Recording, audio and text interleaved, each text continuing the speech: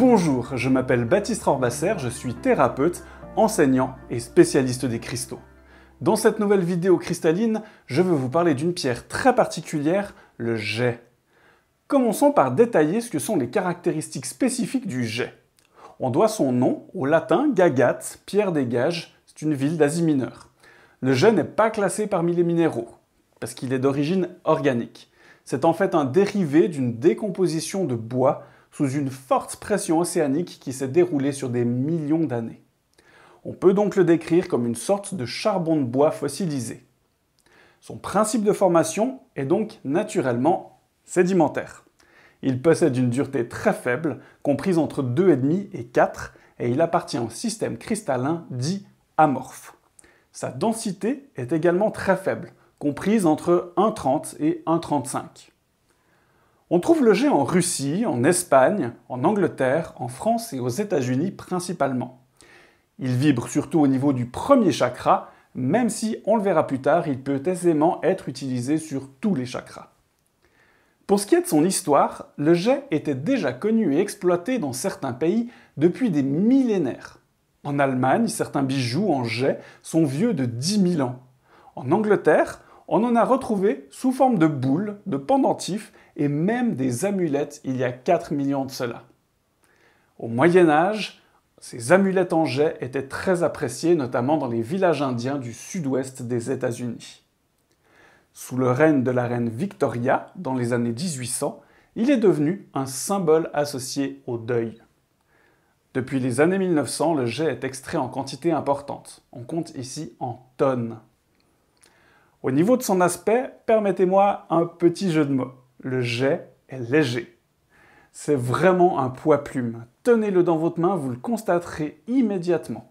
C'est une caractéristique qui le différencie de la shungite, pierre pour qui il se fait passer parfois à tort, bien sûr, par certains revendeurs. Passons maintenant à ses propriétés énergétiques. Le jais est une pierre d'ancrage, très douce. Je compare souvent son effet d'ancrage à la galène, un sulfate de plomb dont le poids est à l'opposé du jais. Les deux apportent de l'ancrage à leur manière. Prenez pour comparaison un pommier. La galène symbolise la pomme qui tombe de l'arbre. Le jais, lui, sera la feuille qui se détache et qui atteint le sol à côté de la pomme, mais en revenant tout en douceur. Le résultat est pourtant le même. Les deux ont atteint le sol.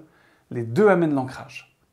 Le jais est donc idéal pour les personnes qui ont peur de s'incarner, qui n'arrivent pas à revenir dans leur corps physique et le posséder pleinement. Le jais renforce les racines et redonne du courage.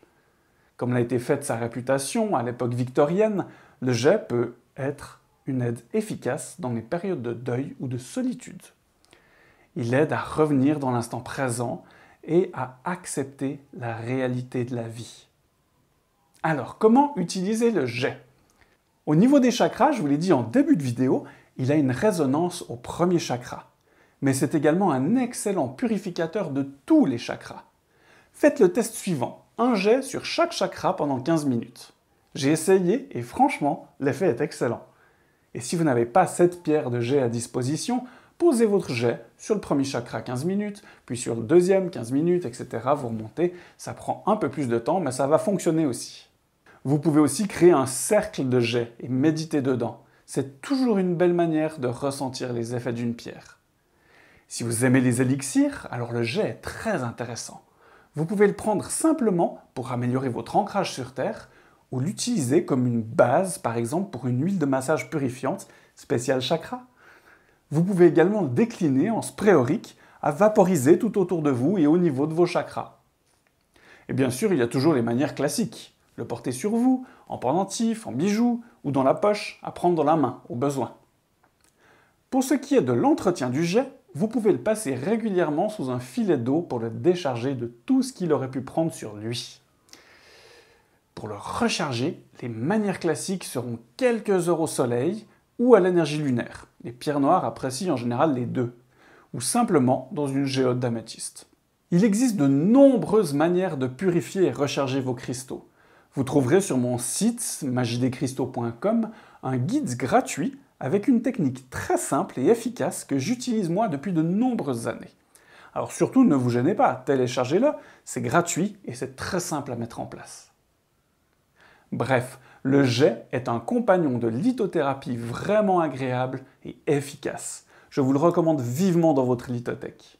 Vous trouverez sous la vidéo les informations nécessaires si vous souhaitez en commander en ligne. Vous trouverez aussi un lien vers ma mini-formation gratuite à la découverte des cristaux.